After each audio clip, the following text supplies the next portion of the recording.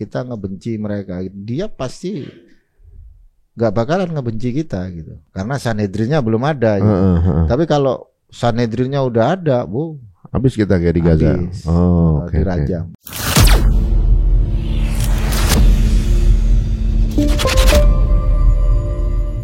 Ini teori yang menarik juga. Yahudi itu hidup tentram dan damai ketika tanah Syam itu dikuasai orang Islam selama 13 abad itu kan. Benar. Hidupnya malah dihormati untuk beribadah. Ya kan waktu sejarahnya Umar bilang kamu beribadah di tempatnya takut jadiin masjid gitu kan. Iya, tahu itu. Waktu ditaklukkan Muhammad Al-Fatih juga dulu orang Yahudinya lebih happy kalau yang ngerebut orang Islam dibanding orang pasukan salib. Karena dibantai waktu itu kan. Nah, selama yang menguasai Muslim selama 13 abad itu Yahudi hidup tentram di situ padahal. Iya, benar. Ketika berpindah kekuasaan kemudian diberikan kesempatan untuk masuk Palestina, malah sebaliknya. Nah, sekarang ini kalau kita lihat di mana Muslim sebagai minoritas kayak di Uighur minoritas dari suku Tionghoa habis gitu. Di Rohingya Myanmar ya habis juga di bawah Hindu ya kan. Muslim di India di bawah Hindu habis juga gitu. Kalau di Uighur kan di bawah Buddha ya kan habis juga. Waktu Bosnia dulu habis sama Katolik di Srebrenica kan habis. Di Palestina di bawah Yahudi habis juga. Jadi seorang Islam sebagai minoritas itu either dibantai atau difitnah, ya kan? Difitnah udah dia yang diterorisin, dia yang dianggap teroris, ya kan? Ngeri tuh, ya. Ditambah yang membunuh kalau kita lihat list para pembunuh berdarah dingin di dunia nih kan, Stalin, Hitler, Mao Zedong segala macam tuh, nggak ada yang Islam, nggak ada. Tapi tetap terorisnya Islam. Nah makanya sekarang gini. Andai ini agama bukan ciptaan Tuhan, udah hilang dari dulu. That's right, benar. Karena memeluk Islam adalah sebuah under pressure selama posisi ini kan gitu. Tapi sekarang malah pertumbuhan Islam the fastest growing religion in the world. Ini kan masya Allah. Kalau abang bilang tadi diludahin, bukan hanya orang Islam yang bahkan orang Nasrani pun di Israel juga diludahin kan? Iya. Jadi sangat bagi saya itu kalau ngelihat teman-teman kita yang di Indonesia ya kan, mereka mati-matian mendukung gerakan Zionis. Coba introspeksi diri ya kan? Judaism, Zionis itu tidak akan pernah mempercayai Yesus gitu. Jangankan Yesus, Nabi kita aja nggak dipercaya kan. Terus bagaimana dengan kalian yang mendukung orang-orang Zionis ya kan? Yang dimana Zionis itu seorang rabbinical Judaism juga di sana, karena ada Zionis religi gitu. Zionis religi aja ketuanya seorang rabai gitu. Dan dia punya satu sudut pandang perspektif Shlosa Asar Ikarim. Kristen tidak pernah diajarkan Shlosa Asar Ikarim.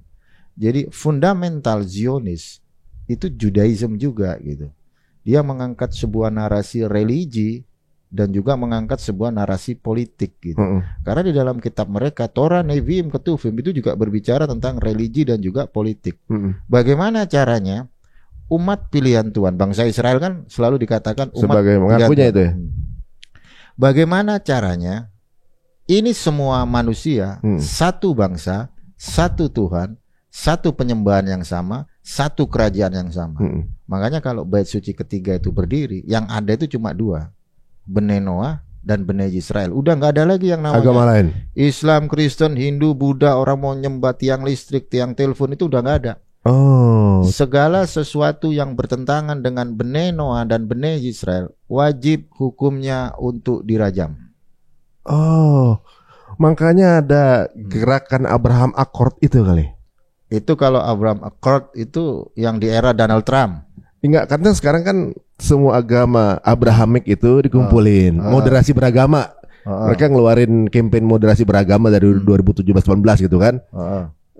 Untuk menggabungkan agama-agama Abrahamik, dijadikan satu nanti kita sama loh gitu. Kemudian akan yang Yahudi jadi pengurus utamanya. Nanti akan jadi satu, kayak menyatukan semua agama Abrahamik. Mungkin ujungnya akan jadi begitu kali ya. Setahu saya Abraham Accord ini kayak kerjasama bilateral.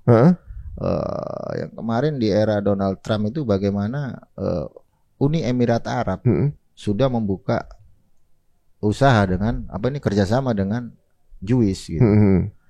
Itu kalau Abraham Accord mungkin rananya lebih ke hubungan kerjasama. Ya. Kalau mempersatukan semua agama dan mengatakan semua agama sama, mau Islam, Kristen, Hindu, Buddha, Jewish dikatakan sama, itu jatuhnya ke pluralisme gitu. Jatuhnya ke pluralisme. Pluralisme dia punya pandangan yang mengatakan semua agama sama. Sementara di Islam, Majelis Ulama Indonesia sudah mengeluarkan fatwa bahwa itu nggak boleh. Sebenarnya kita itu bukan pluralisme tetapi pluralitas gitu. Kita hidup di sebuah zaman yang dimana kita berbeda banyak keyakinan, kemajemukan gitu. Tetapi kalau itu hal yang biasa sih sebenarnya. Kita udah bertahun-tahun kayaknya gak ada masalah sih beda agama gitu ya. Kalau udah ngomongin Zionis itu gerakan itu berdasarkan dari religi mereka gitu. Makanya kalau sampai bait suci ketiga itu berdiri, yang ada cuma dua agama itu. Bene Noah dengan Bene Israel. Nah nanti kalau itu udah berdiri, maka Raja Mesiasnya itu dikenal sebagai Masya bin David atau Raja Mesias dari suku David, suku Daud. Nanti dibangun yang namanya Sanhedrin. Sanhedrin ini macam kayak mahkamah gitu. Nah itu nanti yang akan mengurusi orang ini berbuat apa, hukumannya apa. Macam kayak fatwa-fatwa gitu. Nah misal kalau ada orang Kristen, ya kan, dia nggak mematuhi peraturan, hukumannya tetap rajam gitu. Jadi kalau segala sesuatu tidak mengikuti aturan daripada Bene Israel, ya mereka harus dihapuskan dari muka bumi. Pantesan gereja tertua yang ada di Palestina itu juga dibom ya. Kita pikir kan ya orang sini pikir Yahudi sama Kristen sama Katolik itu saudaraan. Mereka nggak nganggep nggak taunya ya. Yang dibom yang meninggal 500 orang itu maksudnya di situ terbuka. Rumah sakitnya juga rumah sakit Bait lupa saya namanya gitu. Nah itu makanya teman-teman Kristen di Indonesia mereka nggak ngerti gitu. Dipikirnya memang di dalam kitabnya Kristen itu ada satu narasi, barang siapa yang memberkati Israel akan diberkati, barang siapa yang mengutuk Israel akan dikutuk. Mereka salah perspektif di situ. Gitu. Mereka mendukung Israel yang bukan Kristen kan gitu. Kan sekarang banyak tuh Yahudi yang masuk Kristen kan. Harusnya orang Kristen di Indonesia mendukung Yahudi yang Kristen kan gitu. Bukan Yahudi yang Zionis gitu. Yahudi yang Zionis pendirinya aja seorang Judaism, bukan seorang Kristen. Kepala rabinya juga seorang Judaism, bukan orang Kristen. Orang-orang Zionis itu sehari 3 kali mereka berdoa, dan doa itu dikenal sebagai birkat haminim. Nah, birkat haminim di dalam doa tersebut itu mendoakan orang-orang Kristen dengan narasi yang tidak baik gitu. Mereka nggak sadar di situ. Makanya ketika teman-teman contoh kayak Monik channel Fakta Israel yang kemarin ada di TV One, dia mendukung mati-matian gerakan Zionis, ya kan? Sementara dia nggak introspeksi diri gitu. Di dalam kitab mereka, Yahudi yang menolak Yesus itu jemaah iblis gitu. Bagaimana mungkin seorang Monik Kristen dia bekerja sama dengan jemaat iblis gitu? Itu di kitab mereka ada di dalam kitab Wahyu. Yahudi kontradiktif ya. Kan gitu. Lah, jadi mindsetnya Monik ini mau dibawa kemana gitu? Apa nggak baca kan? Apa gimana? Apa diduga, buta sejarah? Saya pakai kata diduga supaya nggak kena delik. Mungkin diduga dia nggak baca kan gitu. Bukankah dalam kitab Wahyu ada narasi jemaat Yahudi itu iblis? Bukankah siapa yang menolak Yesus Kristus sebagai Tuhan dan Juru Selamat itu kan antikris? Padahal Yahudi itu antikris berarti kan? Antikris. Zionis itu antikris dalam perspektif Islam. Dalam perspektif Kristen gitu. Sekarang kita lihat di era masa lampau nih. Di era Second Temple, bait suci kedua, yang menyalibkan Yesus siapa? Orang Yahudi dan orang Romawi. Terus kenapa umat Islam ini kok dibilang teroris dari narasi Hamas? Hamas itu kan Islam, dia Sunni. Muhammad Dev, terus juru bicaranya Abu Ubaidah. Islam Sunni. Terus bagaimana mungkin mereka mengatakan kita teroris. Bahkan saya dengar berita, baca berita di kemarin, Israel itu menyatakan siapapun juga, organisasi siapapun juga yang membantu Palestina itu disebut teroris. Makanya Indonesia mengecam narasi yang dibuat Israel dengan mengatakan siapapun yang mendukung Palestina melalui bantuan-bantuan melewati organisasi-organisasi yang membantu untuk kepentingan Palestina itu adalah teroris. Tapi saya juga penasaran nih, Bang. Ketika dulu konsep penyaliban dulu nih antara Yesus dan juga Romawi, Yahudi itu berada di pihak Romawi apa pihak Yesus? Kalau Judaism sekarang melihat siapa Yesus, ini saya bahas dalam dua sisi. Karena ada yang pro, ada yang kontra. Kalau saya bahas yang pro kan nggak enak. Ada dua sisi. Saya ngambil perspektif dari Rabbi Yosef Misraki. Yesus itu fiktif bagi mereka ya, karena berada di zaman setelah Salat Nabi Musa kan. Kalau kita ngelihat pandangan dari Rabbi Moshe ben Maimon yang ada di dalam literatur mereka yang dikenal sebagai Melachim ul Milchamot, Yesus itu salah satu bagian dari rencana Hashem yang mempersiapkan jalan bagi Mesiasnya orang Yahudi dan yang mempromosikan satu Tuhan. Itu narasi positif. Narasi negatifnya, Yesus itu tokoh fiktif. Nggak pernah ada gitu. Jadi memang nggak mengambil posisi di sini ya mereka. Kalau untuk yang teman-teman yang kan dulunya Kristen, Bang kan. Nah, orang Kristen itu berada di posisinya Yesus atau posisinya Romawi? Yesus dong. Di posisi Yesus. Iya. Berarti menolak penyaliban dong? Oh, enggak, Kristen mengimani penyaliban. Oh gitu. Ajaran Kristen itu mengimani penyaliban. Kan ini Yesus, kata Romawi akan menyalib Yesus. Kalau mereka berada di posisi Yesus, berarti kan posisinya Yesusnya nggak mau disalib saat itu, kan gitu. Ya, yang mau nyalib kan Romawi. Kalau dia berada di posisinya Romawi, berarti penyaliban berarti setuju sama Romawi dong. Enggak, di dalam PB mereka ada sebuah narasi, ada tertulis Mesias akan menderita, mati dan bangkit di hari ketiga. Itu ada dalam PB supaya kita nggak kena delik. Soalnya kita sedang monolog. Tidak ada orang. Oh iya benar-benar. Jadi di dalam PB mereka ada tertulis Mesias itu harus menderita, mati dan bangkit di hari ketiga. Ya. Semua Kristen maupun itu yang bidat atau yang nggak bidat, mereka mengimani bahwa Yesus itu disalib. Itu adalah karya keselamatan gitu. Yang saya masukkan terkait dalam polemik Timur Tengah, artinya begini. Yesus di dalam PB yang menyalibkan adalah orang Yahudi dan orang Romawi. Yahudi yang nyalibin ya. Dalam narasinya PB. Berbeda dengan narasinya Judaism. Judaism kalau ditanya what do you think about Jesus Christ? They don't know. Judaism itu sebenarnya nggak ngerti gitu. Siapa itu Yesus? Mereka nggak ngerti gitu. Udah di luar Torah ya. Makanya banyak para rabi kalau ditanya tentang Yesus, dia bilangnya seperti yang dijelaskan Rambam gitu. Yeah. Sebagai konteks toleransi mungkin seperti itu. Tetapi pada realitanya Yesus siapa? Kalau kita sebagai Talmud Judaism itu akan dikupas tuntas. Yesus itu melanggar Torah segala macam kayak begitu. Yesus itu melanggar Torah, Yesus itu melanggar yang namanya Khilul Syabat, melanggar yang namanya 39 melachos yang ada di dalam perspektif Sabat. Itu dijelasin semua gitu. Dan itu nggak akan pernah dipublik gitu. Hanya sebagai pengajaran internal supaya para Talmud itu tahu gitu, siapa itu Yesus gitu. Nah, ketika itu masuk ke dalam konsep pola pikir Zionis itu dia akan melebarkan sayapnya gitu loh Mas Ari. Dia kan sekarang masih kecil nih. Masih kecil. Dia sudah mulai menggerogoti tanah-tanah yang diklaim. Kan ibaratnya gini nih. Israel itu sudah di diaspora sama Tuhan gitu. Bait suci pertama hancur karena penyembahan berhala. Bait suci kedua hancur karena kebencian yang tak beralasan, antisemitisme. Tuhan menghukum mereka gitu. Mereka diusir, diserahkan ke negara-negara. Terus habis itu ada peristiwa Holocaust. Ada peristiwa di mana di era Hitler. Dia disisakan sedikit tuh di era Hitler. Terus dia datang kan ngemis tuh. Beri dong aku tanah kan gitu.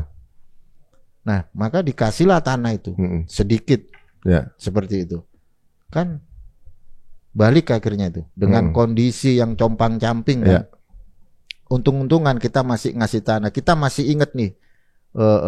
Itu saudara kita ya kan. Islam kan selalu adil gitu, suka nolong. Itu saudara kita harus tolong orang yang lemah. Ketika dia masuk nih, jebret gitu, udah enak ya kan. Mulai kan mindset dia yang dulu. Bisa nih dikuasai nih kayaknya nih gitu. Ini harus kita kuasai nih sesuai dengan Tuhan Allah kita tuh. Mereka nggak tahu berterima kasih gitu. Ya benar. Mereka sudah kehilangan tanah karena kesalahan mereka. Mereka datang lagi, mereka dikasih pintu, silakan kau masuk, tinggal di sini, makan, minum segala macam. Seiring berjalannya waktu, dia bikin sebuah narasi lagi gitu, mendirikan sebuah negara Zionis, ya Israel 1948 itu. Iya. Sejak sekarang kan? Sampai sekarang. Makanya di ICJ itu kan keluar sebuah perintah, Israel baik yang ada di timur dan di tepi barat harus menghentikan semua itu karena itu ilegal gitu. Ya ICJ udah keluar pernyataan itu tapi nggak berpengaruh kalau masih ada yang pegang veto. Nggak bisa juga ya. Tadi maksud pertanyaan saya adalah mestinya teman-teman Kristen tuh sama Islam akur. Nah itu karena berada di pihak yang sama-sama mengagungkan Yesus, ya kan? Memuliakan Yesus. Orang Islam memuliakan posisi Yesus yang kontra dengan Romawi ya. Nasrani pun begitu.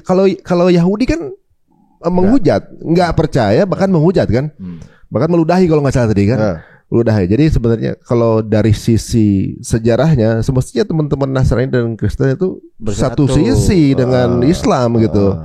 Karena yang sama-sama dibantai bukan cuma Islam di sana kan, mau itu Nasrani, pokoknya selain Yahudi selesai kan gitu kan, Kristen, Katolik habis semua kan gitu. Nah sekarang ini kalau kita lihat ya bahwa mulai terbuka satu persatu dengan kejadian Palestina seperti sekarang. Tapi kalau di Indonesia sebenarnya ada berapa sih jumlah Judaism gitu? Banyak gak sih sebenarnya? Banyak, 500 lebih orang aja ada. Di se-Indonesia atau se-Jakarta doang? Jakarta ini 500 saja ada. Ada 500 ya?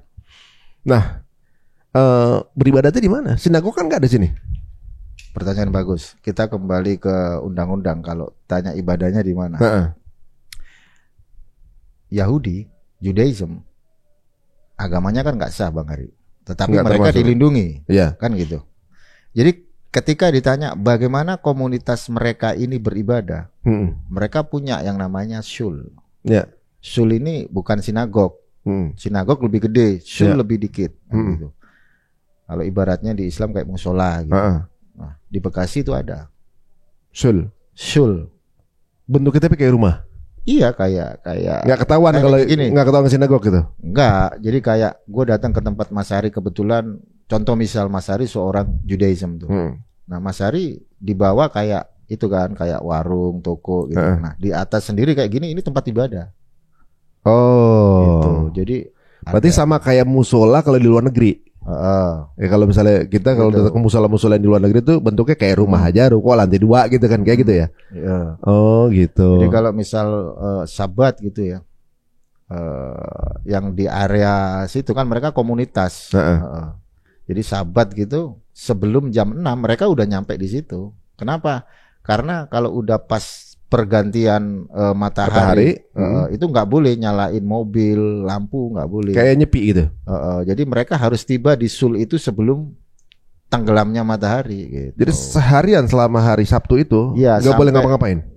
Bukan nggak boleh ngapa-ngapain. Ada 39 aturan yang nggak boleh dilakuin. Yang nggak boleh dilakukan gitu. Sampai kepada hari besoknya matahari terbenam. 24 jam. 20 hitungannya dari jam 24 jam. Jam 6 sampai jam 6 lagi. Sebenarnya hitungan harinya mirip sama Muslim ya? Iya. Pergantian harinya dimulai dari matahari terbenam. Bukan matahari terbit itu beda harinya dari matahari terbit, bukan? Apa dari matahari terbenam? Jadi misal gini, matahari terbenam nih. Mulai itu harinya. Pergantian hari itu. Dimulai sampai kepada matahari terbenam lagi. Oh mirip sama Islam sih ya. Kalau Islam. Kalau Hijriyah dari matahari terbit. Nah, dari jam 00 ya, jam 00. Itu kalau dari jam 00 itu kan waktu Hijriyah, Masih Gregorian ya. Nah, di hari Sabtu itu setiap hari Sabtu semua Judaism itu Sabat. Setiap hari Sabtu. Jumat sore. Kalau di Indonesia Jumat sore jam 6 itu sampai Sabtu sore. Sampai Sabtu sore jam 6 sore. Nanti dilanjutkan lagi dengan yang namanya Hafdalah. Hafdalah itu apa? Setelah Sabat ada yang namanya Hafdalah. Jadi Judaism itu dikasih satu hari, hari Sabat, itu serasa kayak kurang gitu. Makanya ditambah lagi dengan namanya Hafdalah. Gitu. Oh, jadi 2 hari jatuhnya ya. Cuma larangannya hanya di Sabat aja. Berapa tahun ngejalanin itu? Ya lumayan lama. Ada 5 tahun. Kurang lebih itu 8-9 tahun. 8-9 tahun. 9 tahun. Jadi 2 hari dalam seminggu ibadah nih. Iya. Bang Umar. Jadi kalau Sabat gitu ya, contoh Sabat nih. Kita udah berdoa dulu nih. Ada doa yang untuk Sabat itu Baruk ata Adone Eloheinu melek haolam aser kitsanu bimisofta lipsifanu nel sel Sabat. Nah, di situ selama Sabat itu ngapain aja di dalam? Dalam mereka belajar Torah. Belajar Torah, membaca yang namanya parasat. Parasat itu sebuah pembacaan Torah. Di hari Sabat itu ada namanya parasat. Jadi kita baca Torah sampai selesai. Dari Sabat ke Sabat gitu. Jadi Sabat itu bukan hanya Sabat mingguan. Ada nanti yang namanya Sabat Hagadol, ada Sabat Rosh Kodesh, itu ada gitu. Oh gitu. Berapa orang biasanya kalau di sinagog Bang Umar? Paling 30-25 orang. Karena mereka berkomunitas, nggak bisa jauh, Mas Hari. Oh. Kalau misal di Depok sini gitu, mereka akan berkomunitas gitu. Jadi deket-deket gini, nggak bisa jauh-jauh. Ini yang uniknya ya. Bang Umar dan beberapa teman-teman yang lain itu ketika masuk Judaism biasanya kan Jewish itu kan dari darah ya, keturunan gitu. Nah ini ada, saya sih baru dengar ada peraturan baru atau gimana kemudian boleh jadi Yahudi ini kan agak ternyata ada rekrutmennya juga gitu ya. Soalnya kalau dari darah ya nggak bisa kemana-mana kan gitu. Ada juga yang punya darah Yahudi tapi Nasrani gitu, atau juga Muslim gitu kan ibaratnya. Nah mungkin itu kali kemudian jadi ada boleh menjadi Yahudi walaupun darahnya bukan Yahudi gitu. Boleh. Itu ada sejarahnya.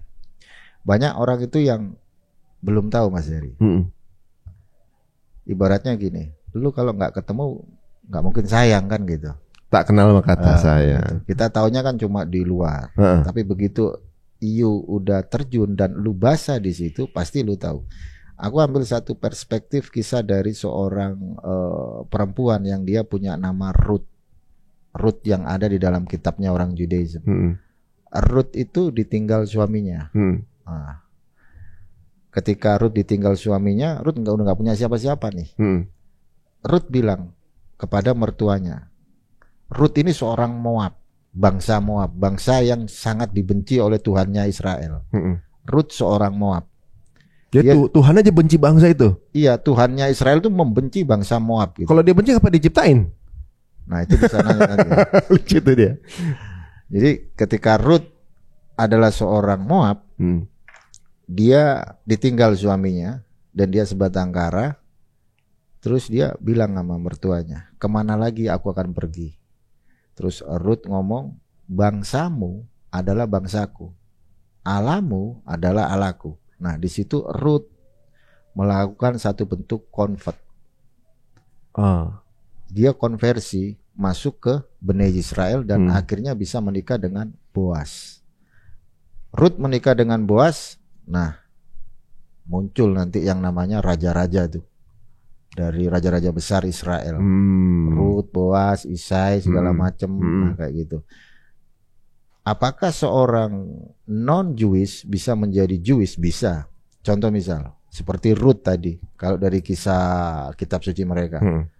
Di luar kitab sucinya Judaism, saya ambil salah satu otoritas Judaism, namanya Rabbi Akiva.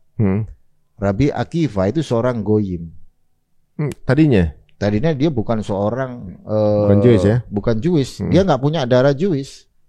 Rabbi Akiva itu seorang goyim, seorang manusia di luar bangsa Israel yang tidak memiliki darah Jewish gitu. Tapi dia convert gitu. Itu bisa. Oh, ternyata ada convert juga terhadap Judaism. Saya pikir kayak misalnya Ashkenazi itu adalah yang bercampur dengan lokal gitu, saya pikirkan tadinya. Jadi kalau Ashkenazi itu misal gini, ini ada Jewish di tanah Israel. Ini larinya ke nasab nanti kalau bahasa ada seorang Jewish, dia diaspora ke Perancis, ke Jerman, kan gitu. Menikah dengan orang situ, gitu. Ya lokal. Jadi kan bercampur tuh. Contoh misal, salah satu tokoh besar dari kalangan Judaism yang seorang Ashkenazi, Perancis, Jerman. Dia salah satu otoritas dari kalangan Judaism yang masuk dalam kitab Torah, Nevim, dan Ketuvim, yaitu Rashi. Rashi itu akronim dari Rabbi Shlomo Yisaki. Rabbi Shlomo Yisaki itu adalah seorang Jew Ashkenazi. Itu otoritas dari mereka. Kan sama kayak Sayyidina Ali bin Abi Thalib diutus baginda Rasulullah ke Yaman. Menikah dengan anaknya baginda Rasulullah, Fatimah Azhara. Nah, kalau orang diaspora diutus ke Yaman menikah dengan putrinya baginda Rasulullah di Yaman, kalau mau saya bilang adalah orang yang paling tolol kalau mengatakan di Yaman itu nggak ada keturunan baginda Rasulullah. Oh gitu ya? Oh iya benar ya? Iya. Karena dia Yaman kan. Logikanya kan gitu. Iya benar. Kita sampingkan dulu ya. Itu nanti. Berarti ini udah ada sedikit nih. Ini ada sedikit clue nih. Ini cakep juga sih sebenarnya. Nanti kita buka lagi tuh sisi lain. Nanti tukar lebar gitu. Tapi ini menarik ya. Jadi bahwa percampuran itu ternyata diperbolehkan di Yahudi. Beberapa ya mungkin dari sebelumnya saya pikir bahwa hanya untuk yang punya hubungan darah. Dan saya pikir juga di luar itu adalah goyim, katanya goyim dari keyakinan kan gitu kan. Misalnya di luar dari bekas Yahudi adalah Amalek. Pikirnya gitu kan, yang ya halal darahnya lah bagi Yahudi untuk kemudian diselesaikan. Ternyata dapat ilmu baru nih teman-teman semuanya ya. Nah, setelah kita tahu juga bahwa Yahudi ada banyak juga di Indonesia. Kalau yayasan yang asli dari di founding dari Yahudi di sini ada banyak gak? Ada. Etz Chaim. Itu salah satu yayasan juga. Terus apa ya? Kalau setahu saya itu Etz Chaim, terus yang di Manado, yang dipimpin nama Rabbi Yaakov Baruk, itu juga ada. Oh gitu. Terus UIGC, salah satu rabinya adalah teman saya, Rabbi Benjamin Meiser, seorang Indonesia juga. Ada di juga. Tiga itu yang terkenal itu Rabbi Yaakov, Mora Eliseva, satunya lagi Rabbi Benjamin Meiser. Oh gitu, memang pembiayaan langsung dari sana? Iyalah, nggak mungkin kalau nggak dibiayai. Bisa berapa itu pembiayaan begitu tuh? Setahunnya gitu misalnya? Satu negara aja bisa mempengaruhi yang 48. Logikanya kan gitu. Satu negara bisa mempengaruhi. Oke, masuk akal. Berarti unlimited ya gitu ya. Pasti besar itu ya. Nah sekarang gini. Yang dikenal sama Bang Umar ada sekitar 500-an orang yang di Indonesia nih. Apa yang membuat Bang Umar akhirnya meninggalkan Yahudi ini? Gitu. Nah ini bagus juga nih pertanyaannya. Saya pernah ada di komunitas. Pada waktu itu ada sisi ada sesi Q&A, pertanyaan dan jawaban. Ini seorang rabai ditanya oleh praktisi Islam, Raf, what do you think about Muslim? Raf, apa perspektif Anda terkait dengan Muslim? Apa yang kau pikirkan tentang Muslim? Rabi ini bilang, Islam itu salah satu agama yang sangat indah. Muslim adalah salah satu religion yang begitu beautiful. Islam mengajarkan satu konsep basic monoteistik yang begitu sempurna. Itu jawaban seorang rabai. Rabai yang ngomong gitu? Dari kalangan Zionis juga. Nah, dalam hati saya nih, saya simpen. Ketika sesi itu udah berhenti, saya tanya, Raf, jika Anda mengatakan bahwa Islam itu salah satu agama yang begitu indah dan mengajarkan satu konsep basic monoteistik yang begitu perfect, kenapa Anda nggak masuk Islam? Terus dia kan gitu logika saya. Iya. Kan gitu logika saya. Kenapa nggak mempelajari Islam gitu kan? Ya minimal kok udah kalau udah indah berarti dia tahu dong, udah belajar berarti. Nah, kan gitu. Nah, saya curiga gitu. Terus alasan Anda nggak mau masuk Islam kenapa? Why? Tolong jelaskan ke saya. Terus dia bilang, diajarkan Jewish itu sebenarnya bukan religion menurut mereka kan. Jewish sebenarnya bukan sebuah religion, tapi dianggap sebagai religion. Jewish itu adalah warisan nenek moyang kita. Udah banyak diajarkan bagaimana warisan nenek moyang kita secara turun-temurun sampai kepada era mesianik kita akan memimpin dunia ini. Di situ saya belum ngeh nih. Zionis belum ngeh. Jadi yang saya ambil, oh iya ya. Berarti bangsa kita nanti yang akan memimpin semua negara. Benar. Satu Tuhan, satu penyembahan yang sama, satu tempat ibadah yang sama. Semua ada dalam tangan bangsa Yahudi. Di dalam tangan bangsa Israel. Oh gitu. Baru saya ngeh di situ. Terus saya balik pulang lagi, iya kan? Saya berpikir loh, nggak masuk akal banget nih jawabannya kan gitu. Kalau Rabi itu bilang mengajarkan Islam itu agama yang begitu indah, konsep monoteistiknya juga sempurna, ya harusnya dia masuk Islam dong kan gitu. Jadi kalau dia ngomong terkait masalah suatu saat di era mesianik kita memimpin semua bangsa-bangsa dengan konsep Judaism, terus gimana dengan Islam? Orang dia bilang Islam itu beautiful. Nah di situ saya mulai curiga. Saya simpan masih. Terus pada akhirnya ada sebuah pengajaran yang mengajarkan bahwa Tuhan itu mengajarkan kepada umatnya di dalam perspektif Judaism ada sebuah reinkarnasi. Nah, itu. Ada reinkarnasi? Ada di dalam Judaism reinkarnasi itu nanti masuknya ke kelas Kabbalah gitu. Masuk di kelas Kabbalah kita diajarkan terkait konsep nefes, nesama, ruah dan juga yakhida. Itu diajarkan. Nah di situ saya mulai ini udah mulai nggak benar ini. Dalam hati saya udah nggak benar nih. Kalau saya misal hari ini saya meninggal, terus saya berhadapan dengan Hashem, saya ditanya dengan malaikat, kau selama di dunia, kau belum berhasil di dunia, kok saya dikembalikan lagi ke dunia gitu. Jadi kalau saya sekarang belum berhasil menjalankan Torah itu nanti mati saya dikembalikan lagi. Untuk ngejalanin tugas lagi. Untuk ngejalanin tugas lagi kan gitu. Sampai 1, 2, 3. Kalau sampai nggak berhasil, saya bisa jadi meja, kursi gitu. Reinkarnasinya bentuk benda mati gitu. Oh, ya berarti kan ini udah nggak bener ini.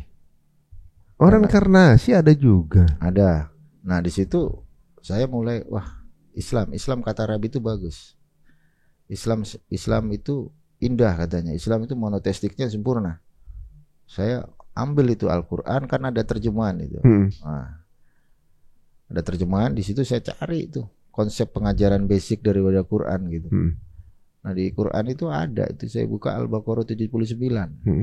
Celakalah mereka yang menulis sebuah kitab kan gitu.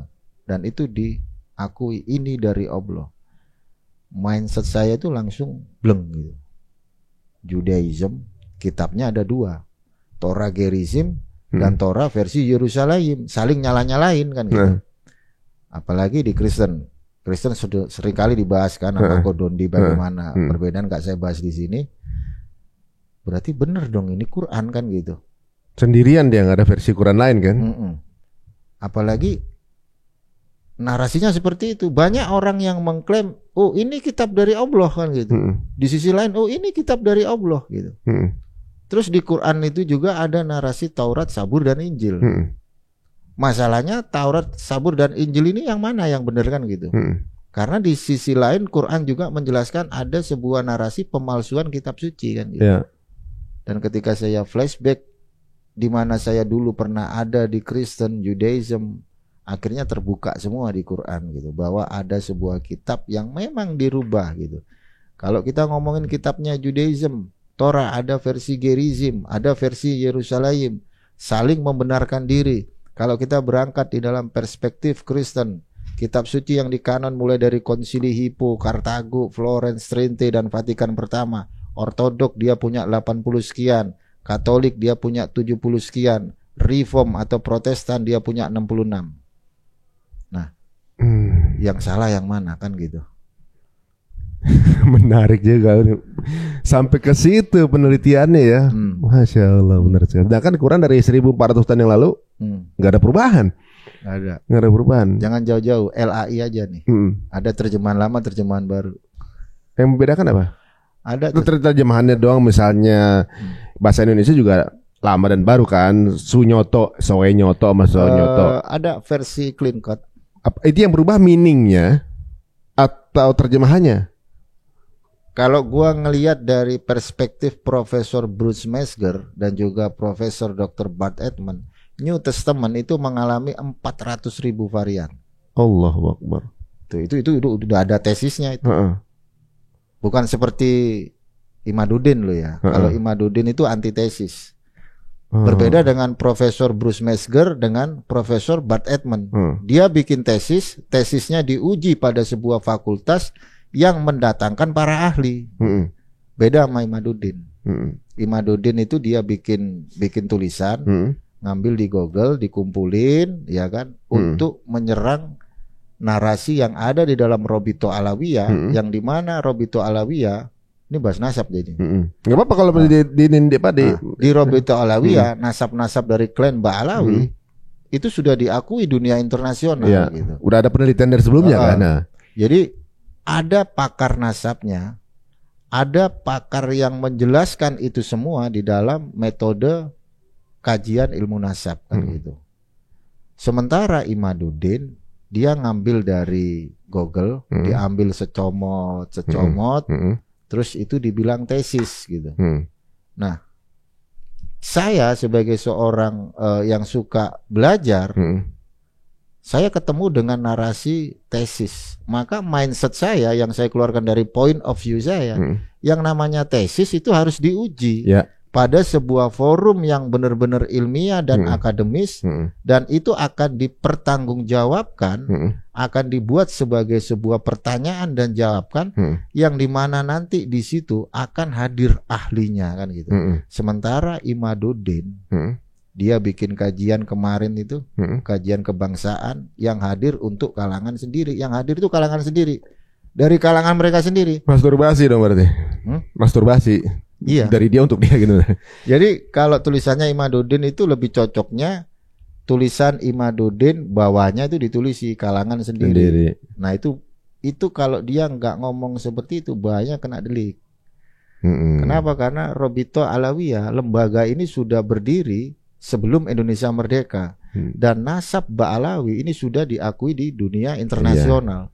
Segala sesuatu kalau sudah diakui di dunia internasional terus mau diselewengkan bahaya kan gitu. Iya, karena pembahasan ini udah dari dulu udah selesai gitu, baru dibuka lagi. Ya mungkin ada gitu. Politis di belakangnya kali deh, Bang Umar. Kalau kemarin Rahim tahu gak Bang? Itu kan katanya dari Benenoa. Nah, sekarang udah nggak ada tuh website ini, udah hilang. Ketika udah viral, ini website yayasan ini pun udah hilang sekarang, gitu kan. Nah, di sini mungkin banyak masyarakat yang masih belum paham gitu. Ketika kita kan nyenggol Palestina ini ya Bang ya, bahwa untuk yang anti genosida atau pro Palestina itu antisemit. Gitu katanya kan, antisemit. Padahal kalau kita lihat, kalau dia Semit ini kan dari Sem kan, anaknya Nabi Nuh, gitu kan. Kalau dibilangin Bani Noah, semuanya Bani Noah juga, ya kan? Kalau yang di Arab itu kan Sem itu Bani Noah semua. Kita juga Bani Noah kan sebenarnya. Dia kan masih keturunannya Noah. Itu menurut pendapat Judaism. Kita dikelabui sebenarnya. Kalau kita mau garis runut nih dari Nuh, Nuh punya anak Sem, Sem ke bawah ini nanti ada yang namanya Ever. Ever punya 2 orang anak nih, Eber punya anak Yoktan dan Pelek. Nah, Pelek kebawan Abraham, Ismail, Ishak. Kalau dari Yoktan, bahas nasab lagi nih nanti. Kalau dari Yoktan itu putranya jadi bangsa, salah satunya Hadramaut atau Azarmaveth. Nah, yang dibilang Bnei Noah dalam perspektif Judaism itu di luar bangsa Israel. Kita disebut sebagai Bnei Noah semua. Semua gitu. Ini kan. Nah, itu sudut pandang Judaism, Bang Ali. Tetapi kalau kita berpikir secara rasional gitu, kalau misal kita dianggap Bnei Noah nih, kita diajarkan konsep 7 hukum Nuh, apakah kita harus keluar dari Islam? Itu pertanyaannya. Apakah boleh kita Islam, kita cuma belajar aja 7 hukum Nuh? Pasti nggak boleh gitu. Makanya Judaism sekarang itu, mereka itu sedang giat-giatnya mengajarkan 7 hukum Nuh kepada orang yang nggak punya darah Yahudi. Untuk diyahudikan, untuk dijudaismkan, masuk ke koridornya Bnei Noah. Kenapa? Kalau bait suci itu berdiri, Bnei Noah nggak perlu tinggal di Israel. Gitu. Jadi Bnei Noah tinggal di negaranya masing-masing. Setahun 3 kali mereka akan pergi ke tanah perjanjian. Umroh lah ya. Ya kayak gitu. Jadi ada yang namanya nanti Ma'aseh HaKorbanot gitu. Membahas terkait masalah korban-korban itu kan ada itu. Jadi kita nanti yang Bnei Noah kita bawa korban nih. Kita kasih ke Kohen Hagadol. Nanti Kohen Hagadol yang mengolah ini korban apa? Korban penghapus salah. Kayak gitu-gitu. Udah nggak ada lagi Islam. Nggak ada lagi. Pokoknya kalau jadi Yahudi udah jadi satu negara Israel berarti. Iya, semua Israel, nggak ada negara lagi. Karena mereka punya konsep bahwa dunia ini akan Israel gitu ya. Iya, satu negara, satu Tuhan, satu penyembahan, satu tempat yang sama gitu. Berarti memang mereka punya misi untuk itu jadi sebenarnya. Iya. Dan kalau kita pikir sebenarnya ingin menguasai dunia melalui sisi religion mereka yang diangkat di dalam sudut pandang perspektif politik. Gitu. Nah, dan kalau kita pikir juga sebenarnya polanya adalah untuk mengajak orang untuk jadi satu payung gitu, atau satu kepemimpinan, mereka kan harus dikuasai ekonominya dulu kan. Ya, dan itu tidak lepas dari campur tangan elit global. Nah, itu dia. Jadi elit global adalah program Zion juga nih. Udah mulai ketemu nih titik-titiknya nih. Elit global membuat perbankan, perbankan orang punya mata uang sendiri masing-masing, tapi yang jadi tolak ukurnya dolar, ya kan? Eropa pakai euro. Nanti lama-lama jadi satu mata uang tuh. Aduh, baru kita nurut. Lu nggak nurut, gua turunin lu kekayaan lo kan gitu kan. Wah, ini menarik nih. Kayaknya bakalan banyak nih yang bisa kita kulik dari Bang Umar nih gitu ya. Bang Umar aman-aman aja kan, nggak diserang sama Yahudi yang ada di sini kan? Ya, mungkin sebentar lagi Mossad membidik kayak. Tapi ada nggak sih Mossad di Indonesia? Ada. Ada juga. Itu agen rahasianya Israel Mossad. Tapi ada di Indonesia. Pasti ada lah, nggak mungkin. Di setiap negara ada. Ada lah. Kalau nggak ada, bagaimana mungkin itu sinagog di Indonesia masih bisa berdiri? Bagaimana ada komunitas Judaism di Manado, di Jawa, di Papua? Ini negara Indonesia komunitas Judaism di setiap pulau ada. Mungkin ada satu pos pengontrolnya gitu ya. Nah sebenarnya Yahudi survive gimana sih untuk hidup di negara yang nggak ngakui keberadaan mereka tuh? Kayak di Indonesia gini, hidupnya bagaimana mereka? Ya, mereka apa seperti orang biasa aja? Iya, sebagai pendatang gitu. Memang mereka dituliskan dalam kitab mereka itu sebagai pendatang di negeri orang gitu. Kayak gitu, mereka pendatang dan mereka akan berkomunitas gitu. Kita cari nih saudara-saudara kita yang terhilang katanya gitu. Nah seperti itu mereka. Tapi kalau mereka sudah banyak, nah itu mereka akan, ya kita ingat bagaimana kejadian Nabi Musa naik ke Gunung Sinai. Itu kan bangsa Israel lagi banyak-banyaknya tuh. Nggak taunya Musa turun, dia bikin patung ya. Kayak gitu bangsa Israel itu sekarang. Oh, tuh bikin patung sapi itu. Oh, jadi memang makanya elit global, kalangan elit-elit global itu memanfaatkan itu. Yahudi kita pakai sebagai kapal kita. Saya pikir tadinya malah Zionis itu untuk bisa menguasai dunia, mereka bentuk elit global itu gitu. Yang kemudian karena ekonominya kuat apa segala macam, untuk tujuannya dia cocok ini sebagai pergerakannya gitu. Saya pikir begitu. Oh, sebaliknya atau dua entiti yang berbeda atau gimana? Ya, bisa dibahas dalam dua sudut pandang ya. Kalau kita pure ke religinya, Zionis akan menguasai dunia gitu. Kayak gitu. Dan elit global sendiri juga pengen menguasai dunia, tapi dengan metode yang mana kan gitu.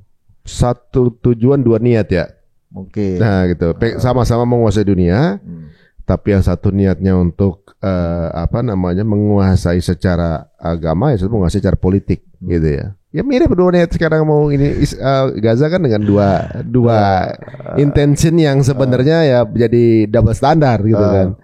Waduh, nah sekarang ini sama teman-teman yang yang masih Judaism masih komunikasi atau sudah putus hubungan?